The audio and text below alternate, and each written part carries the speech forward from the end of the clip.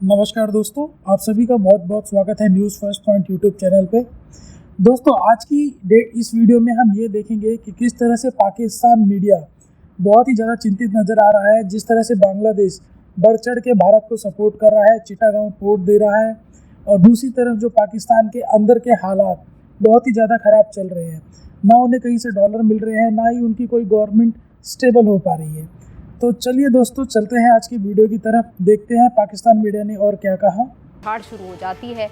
हमने देखा कि अफसोसनाक वाक़या मस्जिद नबवी के अहाते में पेश आया जो 2 रोज़ कबल। उसके बाद ना सिर्फ ये कि सोशल मीडिया पर बहुत लेदे हुई है और हम देख रहे हैं कि दोनों तरफ से इंतहाई संगीन किस्म के इल्ज़ामात आयद किए जा रहे हैं, तो दूसरी जानिब आज इससे बढ़कर एक कदम ये हुआ है कि पाकिस्तान तहरीक-ए-इंसाफ के चेयरमैन इमरान खान और उनकी दीगर जो क़यादत है पाकिस्तान तहरीक-ए-इंसाफ की, और इसके साथ साथ शेख रशीद साहब भी, उनके खिलाफ मुकदमात भी दर्ज कर लिए गए हैं। मुख्तलिफ थानों में ये दरख्वास्तें दायर की गई थी, जिसके बाद 2 मुकदमात दर्ज कर लिए गए हैं।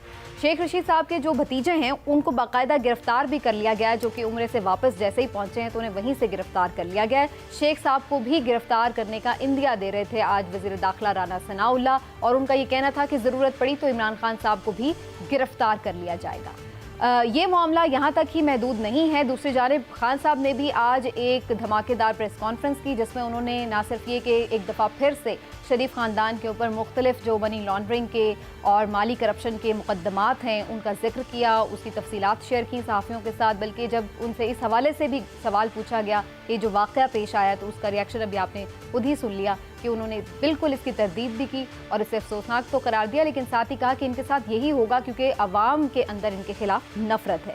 ये सारी सूरत हाल है। लॉन्ग मार्च की कॉल वो दे चुके हैं और आगे जो चीज़ें हैं, तलखी जो है माशरे में वो बढ़ती चली जा रही है। आने वाले दिन क्या इंतहाई संगीन हैं, ख़तरनाक हैं, हौलनाक हैं। कैसे ये दिन हैं, इसका जायज़ा लेना बड़ा ज़रूरी है और इस जायज़े के साथ साथ इसकी पेशबंदी करना भी बड़ा ज़रूरी है। संभालना सूरत हाल को बड़ा ज़रूरी है और इसके लिए हमें ज़रूरत ये है कि जो मुल्क के बड़े हैं, दानिश्वर हैं, अहले अक्ल लोग हैं, वो अहले इल्म लोग हैं, वो बैठें और इस चीज़ को थोड़ा सा नॉर्मलाइज करने की भी कोशिश करें कि आखिर इस सूरत हाल से निकला कैसे जाए। इस वाले चिटागोंग वाले मसले पे देखिए चीमा साहब, आपको ये समझना पड़ेगा, चिटागोंग अभी अनाउंसमेंट हुआ है।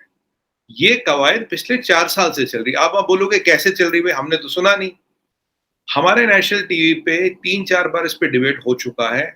एक हमने कई सारे पुल बनाए उस साइड, एक हमने रेलवे लिंक बनाया, एक हमने ऑल वेदर रोड्स बनाई, एक हमने टनल बनाई, 3-4 बड़े इंफ्रास्ट्रक्चर प्रोजेक्ट्स डेवलप किए। शुरू से मंशा थी कि ये जो आसाम है और त्रिपुरा वगैरह है, इनको हम चिटगांग से कनेक्ट कर दें। आइडिया क्या था, क्योंकि जो वहां का बिजनेस है, उनका पोर्ट पड़ता है नियरेस्ट कैलकाटा पोर्ट थोड़ा दूर है। अगर वहीं चिटगांग पोर्ट मिल जाता उनको, तो उससे जो त्रिपुरा वगैरह में ऑर्गेनिक फार्मिंग बहुत होती है, फिशरीज का बिजनेस है, बैम्बू का बिजनेस है, जो काफी एक्सपोर्ट भी होता है। तो वहां टाइम टू पोर्ट है वो इंपॉर्टेंट होता है। अगर 3 दिन लगते हैं पोर्ट में जाने में, या आप 6-7 घंटे में पोर्ट में पहुंच जाओ। तो दीदी से जो बात हुई थी, हमारा इनफॉर्मल एग्रीमेंट बहुत पहले हुआ था, जिसके पीछे हमने हजारों करोड़ का infrastructure, bridges, tunnels, rail links बना दिए। अब जब वो बिल्कुल रेडी हो गया तो फिर ये फॉर्मल अनाउंसमेंट हो गया, क्योंकि इंफ्रास्ट्रक्चर चीमा साहब बनाया ही गया इनके लिए था। इंफ्रास्ट्रक्चर और किसी चीज के लिए बनाया नहीं गया। उस रीजन को एक इकोनॉमिक बूस्ट देने के लिए, उनको 6-7 घंटे में पोर्ट का एक्सेस देने के लिए एक बहुत इंपॉर्टेंट चीज थी, जिसपे पिछले 4 साल से काम हो रहा है। अब इसको फॉर्मलाइज किया गया, इसको अनाउंस किया गया, और मतलब जो कॉमन लोग हैं, जो पॉलिटिकल सर्कल्स में, उनको पता लगाई गई। दूसरी बात देखिए, दीदी का जो इरादा है वो बांग्लादेश में एक यूनिकनेस है चीमा साहब। Bangladesh is the only secular Muslim country. ये आप उनको क्रेडिट दोगे इस चीज का? ठीक है, हिंदुओं के साथ वहां पे कुछ ठीक नहीं हो रहा, कुछ दिक्कत है, समस्या है, पर कंट्रोल भी कर लेते हैं वो लोग। अब भी कुछ प्रॉब्लम्स है, मैं नहीं बोलूंगा कि कोई प्रॉब्लम नहीं है वहां पे, but it's a secular Muslim country, Muslim dominated country. और शेख हसीना दीदी का काफी फोकस रहा है इस चीज पे, and she always delivers when it comes to the of interest of secularism.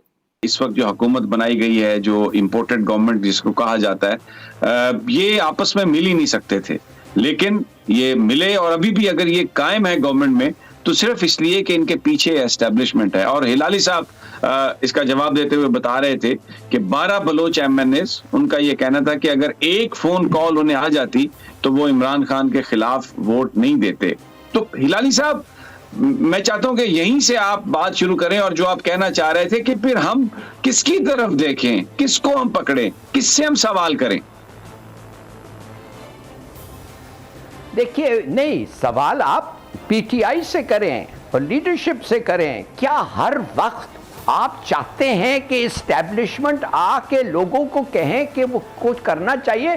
भाई, आपका गवर्नमेंट है, आप उनसे क्यों नहीं एंगेज कर सके? क्या आपको पता नहीं था कि वो नाखुश हैं? क्या आपको पता नहीं था कि जिस किस्म की टैक्टिक्स ऑपोजिशन इस्तेमाल कर रहा था और जिस किस्म के पैसे वो दे रहे थे, कि ये आपका फर्ज नहीं है? How can you abandon this और इस्टेब्लिशमेंट को कह दें नहीं नहीं तुम कह दो? वाई? वो थक गए तुम्हें कहते कहते, यही तो उसका मसला है। वो थक गए तुम्हें कहते कहते कि ये करो, वो करो, ये करो। भाई, अगर क्यों नहीं आप कर सके? नहीं, आप मुझे जवाब दें समी साहब, क्या इनको पता नहीं था कि वो नाखुश थे? क्या इनको पता नहीं था कि 20-20 और 30-30 करोड़ का ऑफर आ रहा था? चवाए चंद लोगों के, चवाए चंद शख्सियात के, हर एक ने उस पर दुख का इजहार किया जी, बिल्कुल, और अफसोस का इजहार किया। क्या उलमाए कराम हो, क्या अवाम हो, क्या उस पर सब, हर शख्स ने कहा कि ये क्या। और मैं तो ख़ास तौर पे बहुत अरसे से बात कह रहा हूँ, और कल मैंने ये भी बात की थी कि तुर्की में ये वाक़या पेश आ रहे हैं, तुर्की में गैंग्स बनना शुरू हो गए, कुछ लोग काम करते हैं। हम में से हर शख्स जो है पाकिस्तान का, वो दूसरे मुल्क में अपना सफ़ीर है। एक तो होते हैं ना सरकारी ऑफिशियल एम्बेसडर्स, लेकिन हम सब सफ़ीर हैं। हम सब दूसरे मुल्कों में अपने मुल्क की नुमाइंदगी कर रहे होते हैं। और दूसरा ये नहीं पूछ रहा होता कि आप पीटीआई के हैं या आप तहरीके जो है वो इंसाफ के हैं या मुस्लिम लीग नून के। वो कहते हैं पाकिस्तानी जा रहा है, ये पाकिस्तानी हरकत की, पाकिस्तानी क्या कर रहे हैं, पाकिस्तानी। तो रगड़े में सब आते हैं, जिसकी वजह से आपका पासपोर्ट, आपके इश्यूज, आपकी इकॉनमी, आपका लेबर वहाँ पे क्या काम कर रहा है, आपके लोग वहाँ पे क्या काम कर रहे हैं। तो अब मसला ये कि इस पूरे के पूरे इशू में जो है वो बदकिस्मती के साथ सबके सब आ गए। और आज जो है वो, मैं आपको सिर्फ ये बात बताऊं कि इमरान खान साहब जो हैं वो उनको गिरफ्तार करने का एक इरादा है।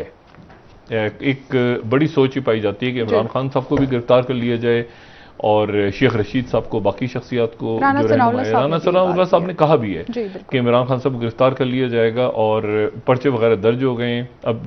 और उसके बाद वो कहते हैं कि ये झाग की तरह सारा जो लॉन्ग मार्च वगैरह बैठ जाएगा और उसके नतीजे में कुछ भी नहीं होगा और पकड़ के इनको अंदर डाल देंगे। और अब मसला ये है कि आपको पता ही तौहीन रिसालत एक ऐसा इशू है जिसके ऊपर लोग वैसे ही जज्बाती होकर वैसे ही मार देते हैं।